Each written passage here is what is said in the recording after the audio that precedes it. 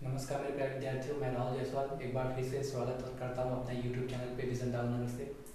और काफ़ी अच्छा लगा कि मेहनत रंग लाया और हम लोग का जो चैनल है वो मोनेटाइज हो गया और आप लोगों ने अच्छा इसको सब्सक्राइब किया, अच्छा वॉच किया, बहुत बहुत धन्यवाद। और ऐसे ही आप लोग हम लोग को मोटिवेट करते रहिए। आप लोग को मैं अच्छा से कॉन्सेप्ट देता हूँ और आज हम लोग को काफ़ी अच्छा दिन है। तो हम लोग पिछले क्लासेस में मैट्रिक्स के बारे में सीखा था। आज हम लोग सीखेंगे डिटर्मिनेंट्स के बारे में। मैट्रिक्स के बारे में लगभग सारे कॉन्सेप्ट बता दिए, आप उसको प्रैक्टिस करते रहो, सॉल्व करते रहिए। हम लोग क्वेश्चन उसको आप डे बाई डे देते रहेंगे। आज का जो हम लोग कॉन्सेप्ट सीखने जा रहे हैं वो हमारा सारणिक है, डिटर्मिनेंट्स है।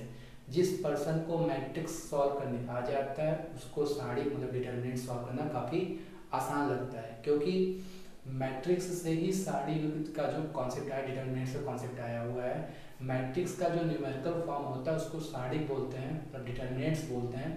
और मैट्रिक्स में आप m क्रॉस n हो सकता है, ठीक है, स्क्वायर मैट्रिक्स हो सकते थे, रेक्टेंगल मैट्रिक्स हो सकता था, लेकिन डिटर्मिनेंट्स में ऐसा नहीं होता।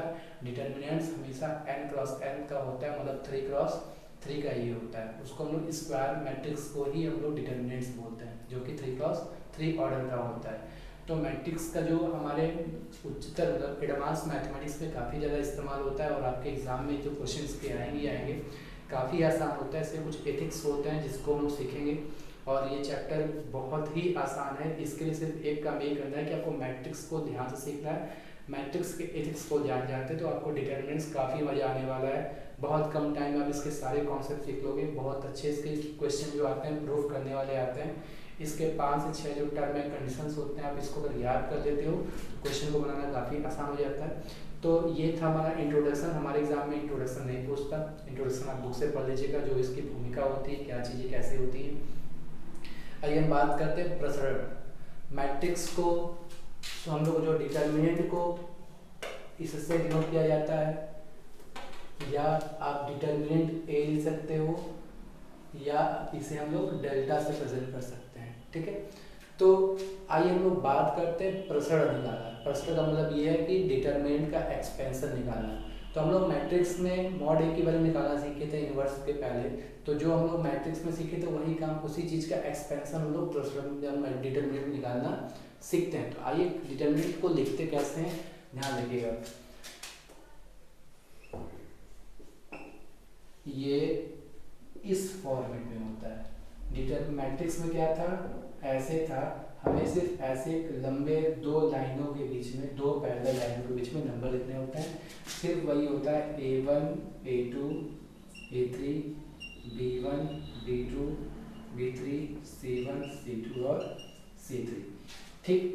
तो आइए हम लोग इसका प्रसरण निकालना सीखते हैं। इसका प्रसरण निकालते कैसे हैं, ठीक है। इसका प्रसरण हम लोग निकालते कैसे उस चीज़ को सीखिएगा। तो जैसा हमने बताया था कि वही चीज़ है और हमेशा इसका फॉर्मेट लिखिए। अब हम इसको जो बनाएंगे, अगर हम यहाँ से a1 को बाहर लिखते हैं, ये a1 के जितने ये कॉरेस्पॉन्डेंस है ये पूरा छुप जाता है और ये पूरा छुप जाता है। इसका इनका इनसे मल्टीप्लाई होगा और इनका इनसे मल्टीप्लाई होगा। तो आप देखो कि ये हमारा a1 हो गया। हम इसका मतलब ये करेंगे b2 का c3 से मल्टीप्लाई करेंगे और c2 का b3 से मल्टीप्लाई करेंगे। इसका इससे इसका इससे हो गया। हमने इस a1 को छुपाया था। इसी तरीके से -a2 को जब छुपाएंगे तो ये a2 के जितने पैरेलल लाइन होती है, ये लाइन और ये लाइन छुप जाएगा। तो आप देखोगे ये दोनों बनते, ये दोनों बनते बचेंगे। इसका मतलब ये है कि b1 का हम लोग क्या करेंगे, c3 से मल्टीप्लाई करेंगे, -c1 का b3 से मल्टीप्लाई करेंगे। काफ़ी आसान है, हम लोग मैट्रिक्स में इसके बारे में सीखे थे। इसी तरीके से लास्ट वाला कॉन्सेप्ट क्या होता है, ये आपका पॉजिटिव होता है। ये प्लस, ये माइनस और ये प्लस को डिनोट करता है, जैसा कि मैंने आपको मैट्रिक्स में पढ़ाया हुआ था। तो जब हम a3 यहाँ से छुपाएंगे तो आप देखो कि ये पूरा पोर्शन छुप जाएगा। तो ये इनके पास जाएगा, इनके पास जाएगा। इट मीन्स हो जाएगा b1 c2 minus c1 b2 हो जाएगा। यही इसका फॉर्मूला है और इसको याद नहीं करना होता, बस वही जो छुपाने का नियम है आप उसे करते जाओ। इस वीडियो के बाद फिर से आप रिवाइज कर दे देना। a1 को छुपाएंगे तो इनका इनसे मल्टीप्लाई होगा, इनका मुझसे मल्टीप्लाई होगा। इस a2 को छुपाएंगे, इनका इनसे होगा। इसी तरीके से इस पूरे सिस्टम को छुपाएंगे तो ये इनसे मल्टीप्लाई करेगा और इनसे मल्टीप्लाई करेगा। तो इसी को बोलते हैं एक्सपेंशन ऑफ डिटर्मिनेंट्स। और इस पर हम लोग बेस्ट अभी एक एग्जांपल देखते हैं, काफ़ी आसान होता है।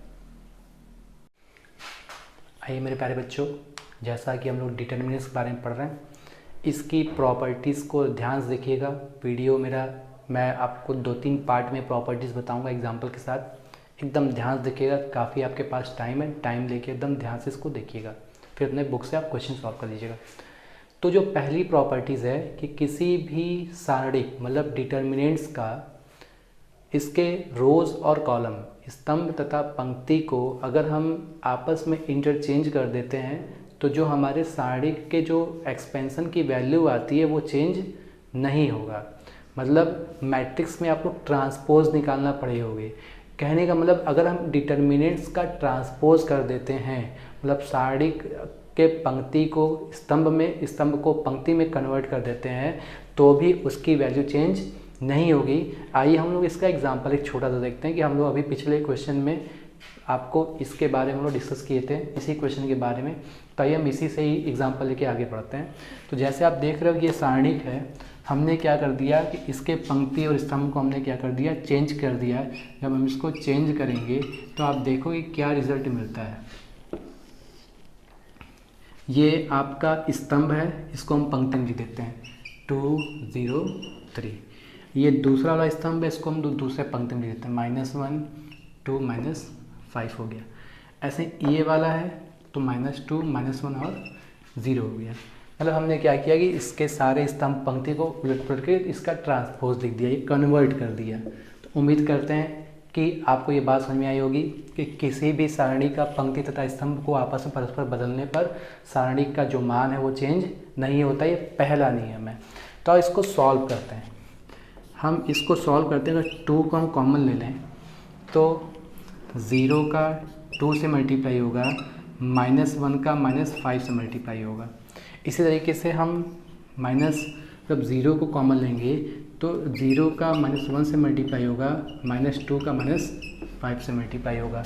इसी तरीके से +3 कॉमन लेंगे तो -1 का -1 से मल्टीप्लाई होगा, 2 का 2 से मल्टीप्लाई हो जाएगा। तो आइए देखते हैं कि रिजल्ट क्या मिलता है। ये पूरा पोर्शन 0 हो जाएगा, 5 × 5, ये माइनस पॉजिटिव 5 देगा, और ये बाहर नेगेटिव है तो ये -5 हो जाएगा, 5 दूनी के -10 हो जाएगा। आप देखो ये पूरा सिस्टम 0 हो जाएगा।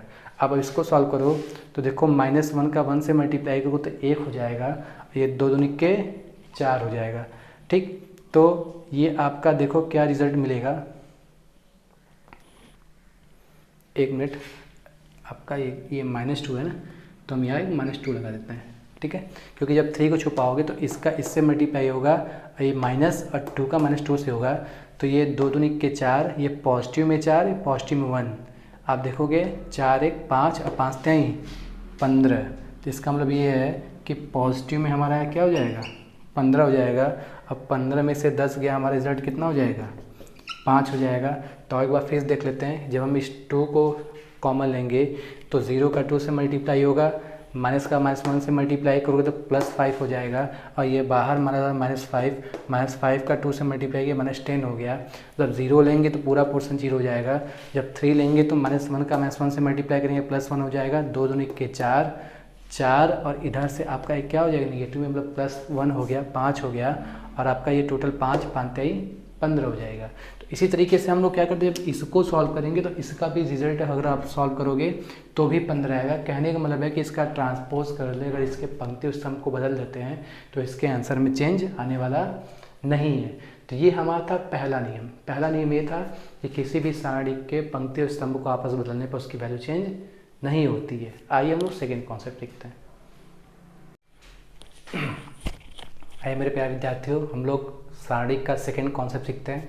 पहला कॉन्सेप्ट ने ये सीखा था कि किसी भी सारणी के रो या कॉलम को अगर आपस में इंटरचेंज कर दिया जाए, जैसा हमने बताया, या उसको ट्रांसपोज के तौर पे लिख दिया जाए, तो दोनों की जो वैल्यूज़ होती है, दोनों के सारणी का जो मान होता है वो नहीं बदलता है। तो आइए इसी तरीके से हम लोग सेकेंड कॉन्सेप्ट लिखते हैं कि किसी भी सारणी का कोई भी 2 रो, मतलब 2 आपका कॉलम या 2 रो को अगर हम चेंज कर देते हैं, मतलब उसको उल्टा कर देते हैं, तो उनकी जो वैल्यूज़ होती है, सारणिक की जो वैल्यूज़ होती है वो आपका चेंज हो जाता है, मतलब सिंबल चेंज हो जाता है। अगर पॉजिटिव है तो नेगेटिव हो जाएगा, नेगेटिव है तो पॉजिटिव हो जाएगा।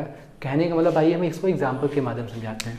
मान लो कोई सारणिक है आपका इस तरीके से A1 A2 A3 B1 B2 B3 और ये आपका C1 C2 C3 है। अगर हम क्या कर दें, हम इसके ये जो R1 है R2 है और ये R3 है, हम R2 और R1 को इंटरचेंज कर लें, ठीक है। तो हम जब इंटरचेंज करेंगे R1 R2 को, तो इसको हम इधर इसको इधर लिख दें, ये हो जाएगा A2 B2 C2 A1 B1 C1, इसको उसी हाल पे छोड़ दीजिए। इसका मतलब ये है कि इसकी वैल्यू क्या हो जाएगी, नेगेटिव हो जाएगी।